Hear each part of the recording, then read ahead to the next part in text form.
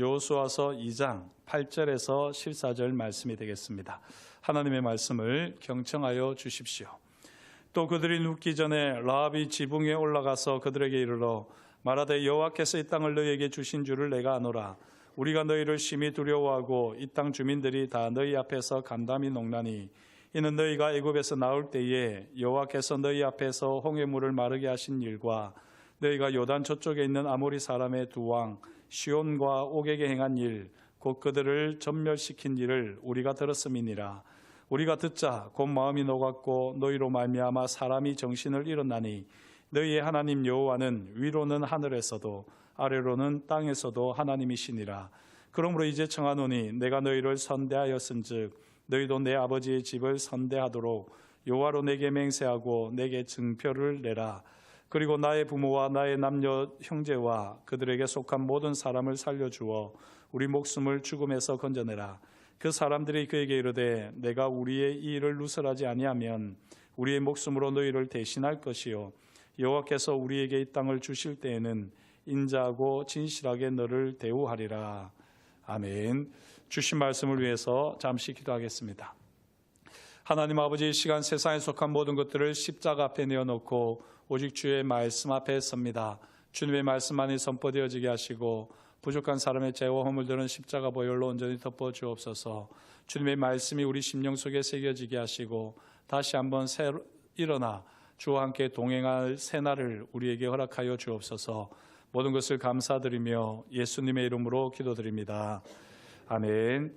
이제 먼저 한 2분 정도 영상을 보도록 하겠습니다. 첫 장면인데 아주 좋지요? 좋다는 분도 있고 별로 반응이 없으시기도 한데 그 영상을 보시면 정명훈 지휘자가 아무것도 하지 않고 딱 이렇게 있는 모습도 되게 카리스마 있고 멋져 보입니다. 지금 이 들으신 음악이 어떻게 여겨지실지 모르겠는데 이해를 돕기 위해서 사실은 자막이 흘러갔었거든요. 아마 멀리 계셔서 또 작아서 보이지 않았을 텐데 제가 그 자막을 한번 그대로 읽어드리겠습니다. 조금 전 들으셨던 음악을 조금 기억하시면서 이 자막을 들으시면 좋겠습니다. 등 뒤에서 들려오는 거인, 여기 거인은 베토벤입니다. 등 뒤에서 들려오는 거인의 발소리를 의식하면 도저히 교향곡을 쓸 엄두가 나지 않았다. 브람스가 남긴 편지의 내용으로 그가 베토벤의 9개 교향곡에 대해 얼마나 의식하고 있었는지 드러난다. 브람스가 교향곡 1번을 완성하기까지에는 20년이 넘는 오랜 세월이 걸렸다. 기나긴 과정과 고된 작업의 결과로 이 교향곡은 지나칠 정도로 악상이 풍부하고 극도로 치밀하다. 당대의 명지휘자 한스 폰 빌로는 베토벤을 계승할 만한 걸작이란 의미로 이 작품을 10번째 교향곡이라고 평했다. 그런데 브람스로서는 이 별칭이 반가울지는 의문이다. 제1악장은 거인의 발소리를 암시하듯 의미심장한 팀파니의 연타로 출발한다. 이렇게 해설을 달아놓고 있습니다. 조금 전에 둥둥둥둥 이렇게 울렸던 게 우리는 북으로 부를만 하지만 실제로 팀파니라고 하는 악기입니다. 그리고 이 팀파니의 악기를 통해서 묘사하고 싶었던 것은 해설에도 나왔었지만 바로 거인의 발자국입니다. 브람스는 이 베토벤이 마치 걸어오는 것처럼 그렇게 늘 베토벤의 이 음악에 귀를 기울이고요. 그 베토벤의 음악을 넘어서고자 극복하고자 참 애를 많이 썼습니다. 그래서 20년 동안 교향곡 1번을 계속해서 고치고 다듬고 하면서 결국 20년 만에 교향곡을 내놓았습니다. 베토벤을 극복하고자 하는 노력이었는데요. 그래서 이 교향곡 속에는 사실은 베토벤이 엄청나게 많이 녹아있다고 그렇게 전문가들은 평하고 있습니다. 오늘 말씀을 보면 이 거인의 발자국 소리는 비교가 되지 않는 아주 묵직하고 또 이 무거운 그러면서도 이 힘이 있는 발자국 소리를 듣는 한 사람이 나옵니다. 그 사람은 바로 기생 라합이었습니다. 기생 라합은 여호와 하나님의 발자국 소리를 들었습니다. 9절 10절 말씀인데요. 말하되 여호와께서 이 땅을 너희에게 주신 줄을 내가 아노라. 우리가 너희를 심히 두려워하고 이 땅 주민들이 다 너희 앞에서 간담이 녹나니 이는 너희가 애굽에서 나올 때에 여호와께서 너희 앞에서 홍해물을 마르게 하신 일과 너희가 요단 저쪽에 있는 아모리 사람의 두 왕 시온과 옥에게 행한 일 곧 그들을 전멸시킨 일을 우리가 들었음이니라. 라합은 물론이고요, 여리고 사람들은 두 가지 소문을 들었지요. 첫 번째, 애굽에서 홍해를 건너 가나안으로 올라오는 큰 무리가 있다는 것입니다. 두 번째, 이 큰 무리가 아모리 사람의 두 왕 시온과 옥을 전멸시켰다는 소문을 들었습니다. 이 두 가지 소문은요, 여리고 사람들에게 아주 충격적인 사건이었습니다. 어떻게 홍해를 건너올 수 있단 말인가? 이 일이 가히 사람이 상상할 수도 없는 놀라운 일 아니겠습니까? 그냥 전설이겠지, 그냥 소문이겠지 라고 여길 만한데, 사실은 그 애굽을 나온 사람들 장정만 60몇 명이 넘는 그 많은 사람들이 실제로 광야를 지나 가나안으로 오고 있는 것입니다. 그러니 이 여리고 사람들의 마음이 간담이 녹지 않을 수 없는 것이죠. 그런데 그거는 보지 않았으니까 그러려니 실제로는 홍해를 건너지 않고 빙 둘러왔는데 일부러 홍해를 건넌 것처럼 말할 수 있다라고 여기겠지만, 그거보다 더 이 여리고 사람들에게 피부에 와닿는 이야기는 바로 두 번째 이야기입니다. 아모리 사람 시온과 옥을 전멸시켰다 하는 이 이야기는 여리고 사람들에게 큰 충격으로 다가왔습니다. 왜 그런가 하니 당시에 이 아모리 사람 시온과 옥은요, 학자들에 따르면 거인족입니다. 이 거인족의 시작이 창세기 6장에 나와 있습니다. 창세기 6장 4절 말씀, 당시에 땅에는 네피림, 거인이라고 이제 줄을 달아 놓는데요. 이 네피림이 있었고 그 후에도 하나님의 아들들이 사람의 딸들에게로 들어와 자식을 낳았으니 그들은 용사라, 고대의 명성이 있는 사람들이었더라. 여기 거인족의 우손인 르바임 족속 바산왕 옥이 가나안 땅을 다스렸던 겁니다. 제가 지금 말씀드렸는데요, 바로 이 거인족의 우손 중에 르바임 족속이 당시까지 있었는데 그 르바임 족속을 대표하는 왕이 바로 바산왕 옥이었던 겁니다. 바산왕 옥이 어떤 인물이었는지 신명기 3장 11절에 더 잘 묘사하고 있습니다. 르바임 족속의 남은 자는 바산왕 옥뿐이었으며 그의 침상은 철 침상이라 아직도 암몬 족속에 라빠에 있지 아니하냐. 그것을 사람의 보통 규빗으로 재면 그 길이가 9규빗이요 너비가 4규빗이라. 이 바산 왕 옥이 사용하던 침상의 길이가 9규빗이라고 되어 있는데요, 이게 우리로 치게 되면 4m입니다. 길이가 4m. 그리고 너비는 4규빗 1.8m입니다. 엄청나지 않습니까? 침대 하나가 이렇게 길다는 것은 사실은 이 바산 왕 옥이 얼마나 장대한 사람인지를 잘 알 수가 있습니다. 목사님, 키는 조그만한데 왕이라고 침대만 엄청나게 크지 않았을까요? 그런 게 아니라 실제로 르바임 족속이라고 하는 말을 통해서 이 바산 왕 옥이 거인족인 것을 성경이 분명하게 밝히고 있는 것입니다. 그런데 이 거인족의 우손인 바산 왕 옥을 이스라엘 족속이, 이스라엘 백성들이 진멸시켰다라고 할 때 여리고 사람들에게는 큰 충격으로 다가왔습니다. 홍해를 건넌 이야기와 아모리 사람 시온과 옥에게 행한 일을 듣는 사람들마다 심히 두려워하고 떨 수밖에 없었습니다. 라합은 여리고 사람들의 마음이 녹았고 정신을 잃었다라고 고백할 정도입니다. 여기까지는 여리고 사람들이 일반적으로 보였던 이제 반응입니다. 하지만 라합 같은 경우에는 여기에다가 또 다른 반응을 보였습니다. 여리고 사람들과는 조금 달랐는데요, 이스라엘의 하나님 여호와께서 행하신 일을 들으면서 라합은 믿음이 생겼습니다. 그걸 11절 하반절에서 이렇게 표현합니다.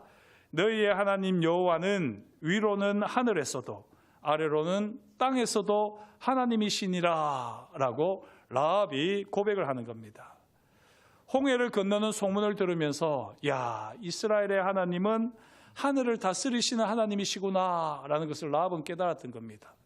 그리고 거인족을 전멸시킨 소문을 들으면서는 이스라엘의 하나님은 땅을 다스리시는 하나님이시구나 하는 것을 경험했습니다. 라합은 소문을 허투루 듣지 않고요, 그 소문을 듣고는 믿음을 일으켜서 진실하게 반응을 하는 겁니다.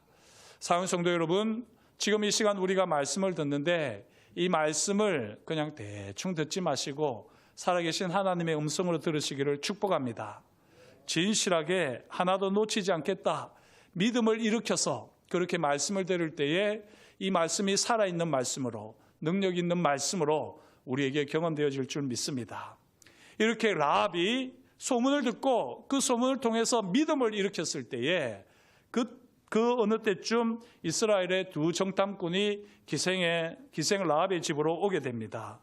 라합은 두 정탐꾼을 추격해 오던 사람들을 다 따돌리지요. 그러고는 이 두 정탐꾼을 보호합니다. 기생 라합이 왜 이렇게 두 정탐꾼을 보호했을까요? 바로 소문을 듣고 여호와 하나님에 대한 믿음이 있었기 때문이지요. 여호와 하나님이 어떤 분이신지를 기생 라합은 분명하게 알았었고 그 하나님을 믿었었고, 이제 여리고 성이 함락되는 것은 시간 문제인 것을 이 라합은 잘 알았습니다. 라합은 자신과 가족들이 이제 곧 죽음의 자리에 놓일 것을 직감했습니다. 그래서 여리고 성이 함락당할 때에 자신과 가족들이 구원받기를 소망하면서 라합은 두 정탐꾼을 보호했더랬습니다. 바라기는 저와 여러분들도 하나님의 말씀을 통해서 이 시대에 들리는 소문을 분별할 줄 알아야 됩니다. 시대를 분별하면서 하나님께서 행하시는 것을 우리가 잘 보고 믿음으로 반응할 때, 그때 우리는 하나님의 놀라운 구원을 경험하게 될 것입니다. 자, 이렇게 모든 것을 미리 감지하고 있었던 라합은 두 정탐꾼을 보호했지요. 그리고는 두 정탐꾼과 약속을 맺습니다. 언약을 맺습니다. 어떻게 맺는지 오늘 말씀이 잘 보여주는데요. 먼저 라합은 두 사람을 죽음의 자리에서 선대했다라고 말을 합니다. 사실 라합이 돕지 않았다면 이 두 정탐꾼은 죽을 수밖에 없지 않습니까? 라합이 기지를 발휘해서 두 사람을 죽음으로부터 구해준 거죠. 그래서 내가 죽음의 자리에서 당신들을 선대했다라고 말을 합니다. 그러면서 동시에 당신들도 우리 가족을 선대해달라 요구합니다. 우리 가족이 결국에는 죽음의 자리에 처할 테인데 그때 당신들은 우리를 잊지 말고 선대해달라 요구합니다. 그러면서 라합이 두 사람에게 요구하는 구체적인 선대의 방법이 있는데요. 오늘 말씀을 보면 첫째로 여호와로 맹세하고 내게 증표를 달라, 그렇게 얘기하는 겁니다. 당신이 죽음의 자리에서 우리 가족에게 선대를 할 증표를 달라라고 이야기합니다. 두 번째, 우리 가족의 목숨을 죽음에서 건져내라. 그렇게 증표를 주고 그 증표대로 죽음에 처할 때에 우리를 건져내라 라고 선대할 것을 요구했습니다. 자, 라합은 죽음의 자리를 미리 감지하고 생명을 보장할 증표를 요구했지요. 그런데 오늘 말씀을 보면 이 두 정탐꾼의 반응이 라합의 요구에 부응하지 못합니다. 두 정탐꾼이 라합에게 종표로 준 것이 무엇인지 한번 보십시오. 오늘 봉독한 말씀에서는 정표로 아무것도 주지 않았습니다. 이 발음이 정표가 아니라 증표입니다. 예, 제가 경상도 사람이라서 증과 정이 이게 발음이 잘 안 됩니다. 자, 이렇게 지금 라합이 증표로 준 것이 무엇이죠? 아무것도 없습니다. 오늘 본문 말씀에는 그렇게 나오지 않습니다. 라합은 이 선대할 증표를 달라고 했지만 이 정탐꾼은 아무것도 주지 않았습니다. 그 대신 두 정탐꾼은 두 가지 약속을 합니다. 그것이 무엇이냐면 14절에 나와 있는데요. 네가 우리의 일을 누설하지 아니하면 우리의 목숨으로 너희를 대신할 것이요. 우리의 목숨으로 너희를 대신할 것이요. 인자하고 진실하게 너를 대우하리라. 이렇게 두 가지를 약속합니다. 자, 오늘 말씀에서 라합과 두 정탐꾼의 대화에서 주목해야 할 단어가 있습니다. 탁 보면 반복하는 단어가 있지요. 우리 성경에는 2번 반복하는 거로 되어 있지만 히브리어 성경을 보면 3번 반복하는 단어가 있습니다. 그 그 단어가 무엇입니까? 오늘 말씀 12절을 보면 선대라고 하는 단어가 2번이나 반복되었습니다. 하지만 히브리어로 보면 이 선대라고 하는 단어는 헤세드거든요. 이 헤세드라고 하는 단어가 여기서 나올 뿐만 아니라 한 번 더 나옵니다. 14절에서 인자하고 진실하게 너를 대우하리라 할 때 여기 인자하고 하는 인자가 바로 헤세드입니다. 결국 선대라고 하는 말은 착하게 대우한다 이런 말이기는 하겠지만 오늘 말씀을 통해서 보게 되면 인자하게 대우하는 것이 바로 선대입니다. 그리고 여기서 인자는 단순히 우리가 허허허 하고 이렇게 인자하신 성품을 말하는 것이 아닙니다. 헤세드입니다. 헤세드를 베푸는 것이 바로 인자하게 대우하는 선대입니다. 헤세드가 무엇이지요? 우리 신북교회 성도님들은 헤세드를 아셔야지요. 그죠? 제가 기가 따갑도록 헤세드를 말씀드렸습니다. 헤세드를 아는 분은 신북교회 성도고 헤세드를 모르는 분은 아직까지 신북교회 성도가 아닙니다. 헤세드, 뜻이 무엇입니까? 신실하신 하나님의 언약적 사랑입니다. 이거는 꼭 기억해 두십시오. 아마 모르긴 해도 하늘나라 가서도 꼭 쓸모가 있을 것입니다. 같이 한번 해보실까요? 신실하신 하나님의 언약적 사랑. 이것이 바로 헤세드입니다. 헤세드. 구약에 나오는 이야기들을 한 단어로 걸러내면 바로 이 헤세드라고 하는 단어로 걸러질 수 있습니다. 자, 헤세드. 신실하신 하나님을 신뢰하는 사람이 헤세드를 베풀 수 있습니다. 신실하신 하나님의 언약적 사랑을 경험한 사람이 이 헤세드를 말할 수 있고 헤세드를 베풀 수 있습니다. 오늘 말씀을 보면 라합이 얼마나 여호와 하나님을 깊이 신뢰했던지 라합이 이 헤세드를 말하잖아요. 그리고 이 신실하신 여호와 하나님의 언약적 사랑을 의지해서 두 정탐꾼에게 헤세드를 베풀었다고 말을 하고 당신들이 이 헤세드를 내게 베풀어 달라고 이야기합니다.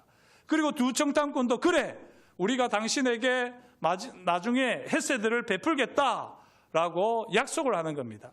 오늘 대화를 한마디로 이야기하면 헤세드에 대한 이야기입니다. 헤세드에 대한 이야기.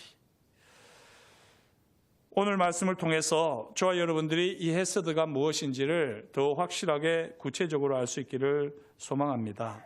라합은요 두 정탐꾼에게 헤세드를 요구했고요. 두 정탐꾼은 신실하신 하나님의 언약적 사랑을 그대로 약속했습니다. 그래서 오늘 말씀 14절에 나와 있던 대로 우리의 목숨으로 너희를 대신하리라 약속합니다. 이게 무슨 말입니까? 내가 죽으면 죽었지 너희는 절대 죽지 않는다는 겁니다. 엄청난 약속 아닙니까?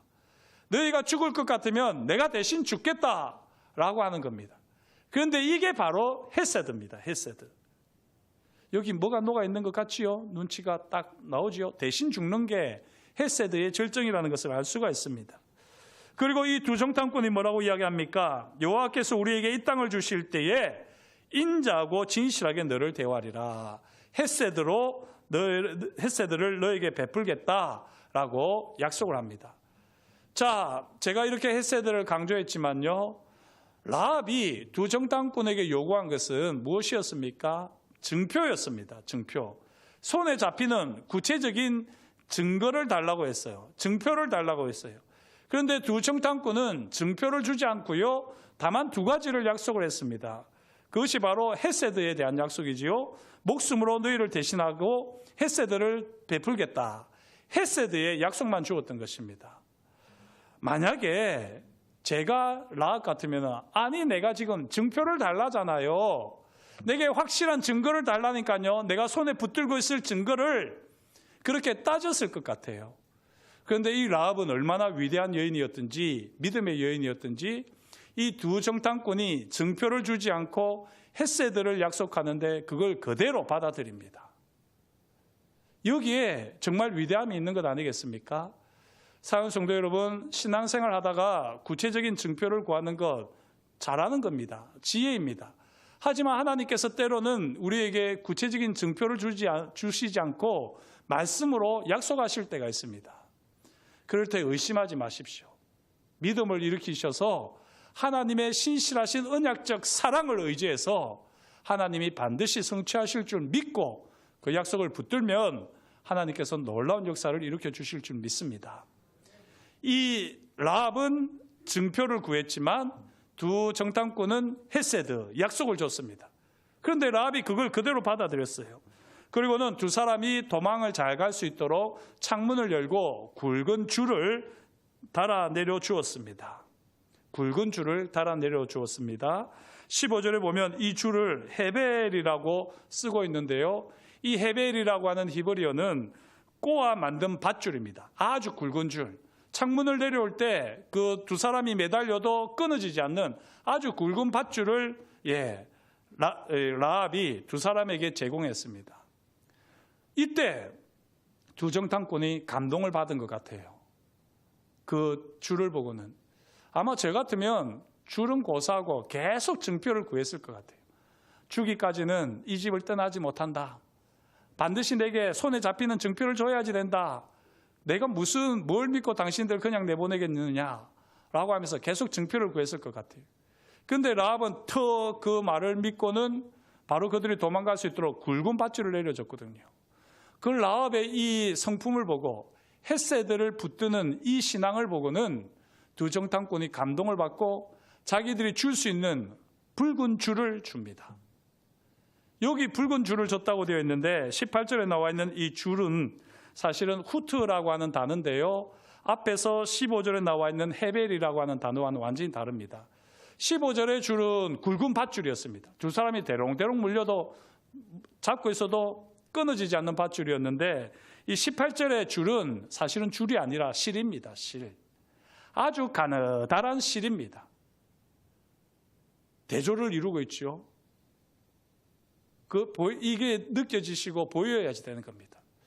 헤세드를 구했을 때 아무 증표를 주지 않는 두 정탐꾼에게 그래도 라합은 신실하게 자기가 제공할 수 있는 굵은 밧줄을 줘서 도망가게 해줬어요. 이 끝까지 헤세드를 베푸는 라합의 성품을 보고는 두 정탐꾼이 뭐라도 줘야 되겠다. 도대체가 뭐라도 주지 않으면 그냥은 못 가겠다고 생각이 들어서 그들이 가지고 있었던 붉은 줄을 줬습니다. 그게 뭔지는 정확하게 알 수 없지만. 그리고 이 붉은 줄을 주면서 이 붉은 줄이 매달려 있는 집은 우리가 반드시 구원해 주겠다. 목숨 걸고 지켜주겠다. 대신에 네 가족이라도 이 붉은 줄이 매달려 있는 집을 떠나서 밖에 머물면 그 사람이 죽든지 말든지 우리는 책임이 없다. 대신에 이 붉은 줄이 달려있는 집에 머무르는 사람이면 누구든지 우리가 책임지고 구원해 주겠다라고 하면서 이 붉은 줄을 증표로 줬습니다. 사랑하는 성도 여러분, 죽음의 자리에서 붙들 유일한 증표, 헤세드의 증표로 붉은 줄을 줬습니다. 그런데 이 붉은 줄은 아주 가느다란 실이었습니다. 실. 이게 뭐라고 증표가 돼요? 라고 말을 할지 모르겠지만 라합은 그렇지 않죠. 그 증표가 없어도 이미 헤세드의 약속을 붙드는 라합이었기 때문에 그 헤세드의 증표로서 주어지는 붉은 줄, 붉은 실, 그것마저도 확실하게 붙들었습니다. 그리고 나중에 보면 이 붉은 줄 때문에 라합의 가족들은 다 구원을 받습니다. 이 붉은 줄이 뭘 의미할까요? 뭘 상징합니까? 바로 예수 그리스도의 십자가지요. 주님의 십자가를 상징합니다. 사랑하는 성도 여러분, 2000년 전에 주님께서 십자가에서 달려 죽으셨다는데 그게 오늘 우리와 무슨 상관이 있습니까? 그러나 2000년 전에 있었던 그 이야기가 내게 들려졌고 내게 이 소식이 들리기까지 얼마나 많은 사람들이 희생하고 헌신했을까? 그걸 헤아리면 지금 내가 붙드는 것은 붉은 줄에 해당할지 몰라도 붉은 실에 해당할지 몰라도 이게 결국에는 우리를 구원하는 굵고 튼튼한 밧줄이 될 줄 믿습니다. 십자가는 이런 것입니다. 지금 십자가를 잘 모른다고 너무 답답해하지 마십시오. 다만 내가 아는 만큼 십자가를 붙드십시오. 내가 사랑할 수 있는 만큼 십자가를 사랑하십시오. 그렇게 우리가 십자가를 사랑하고 붙들고 나아가면 그게 정말 별 볼 일 없어 보이지만요. 나중에 보면 십자가만한 것이 없다는 것을 알게 될 것입니다. 마지막에 주님께서 우리를 데리러 오실 때에 우리가 자랑할 것이 아무것도 없습니다. 오직 십자가 하나밖에 없습니다. 하찮게 여겼던 이 십자가가 가장 영광스러운 십자가인 것을 우리는 마지막 날에 알게 될 것입니다. 지금 이 라합은 하찮은 붉은 줄에 해당하지만 헤세드, 신실하신 하나님의 언약적 사랑의 증표로서 붉은 줄을 의지하고 붙들었을 때에 결국에는 온 가족이 구원을 받았습니다. 오늘 우리의 삶의 자리에 십자가도 마찬가지입니다. 십자가 소식이, 십자가 복음이 우리에게는 별로 감동이 되지 않는다면요, 감동이 되지 않는 대로 그냥 믿어 주십시오. 예수님이 나를 위해서 십자가에서 죽으셨다, 아멘 하고 믿어 주십시오. 예수님께서 십자가에서 죽으실 때 내 죄와 허물이 다 씻겨졌다, 아멘 하고 그냥 믿으십시오. 잘 느껴지지 않아도, 이해할 수 없어도 그냥 들려지는 대로 믿기로 결단을 하십시오. 그리고 주님과 함께 죽고 주님과 함께 다시 살아나는 존재다, 이것을 우리가 믿음으로 고백하며 늘 십자가를 붙들 때에 십자가 보혈의 능력을 우리는 확실하게 경험하게 될 줄 믿습니다. 사랑하는 성도 여러분, 십자가가 세상 사람들이 볼 때는 가장 별 볼 일 없어 보이고 어리석어 보이는 거지만 마지막 날에 십자가만큼 영광스러운 것이 없는 것을 우리는 꼭 보게 될 것입니다. 신실하신 하나님의 언약적 사랑, 구약에 계속해서 보여주셨던 그 헤세드의 절정이 바로 십자가입니다. 십자가. 이 십자가를 통해서 헤세드를 더 풍성히 경험하시는 저와 여러분이 될 수 있기를 주의 이름으로 축복합니다. 이 사순절 기간은 주님의 십자가를 묵상하는 기간이지요. 이번 주 수요일부터는 이제 공간복음을 계속해서 읽어 나갈 텐데요. 이 공간복음의 말씀을 읽어 나가면서 주님의 발걸음을 들으시면 좋겠어요. 라합이 여호와 하나님의 발걸음을 들었던 것처럼 말씀을 읽을 때에 주님이 성큼성큼 우리에게로 다가오시는 그 발걸음 소리를 듣는 가운데에 하나님의 사랑에 푹 잠기는 저와 여러분이 되시기를 주의 이름으로 축복합니다. 기도하겠습니다. 하나님 아버지, 오늘도 주님께서 우리를 사랑하여 주시고 오늘도 저희에게 말씀하여 주시니 감사합니다. 우리의 삶의 자리에서 십자가 은혜를 놓치고 살아갈 때가 참 많았습니다. 하나님 아버지, 내가 볼 때 별 볼 일 없어 보이고 연약해 보이지만 그러나 이것이 바로 하나님께서 우리에게 주시는 영원한 약속이요 증표인 줄 믿습니다. 하나님 아버지, 이 십자가를 사랑하는, 헤세드를 사랑하는 하나님의 사람들 다 되게 하여 주시옵소서. 그렇게 우리 가운데 일하실 것을 인하여 감사를 드려오며 예수님의 이름으로 기도드립니다. 아멘.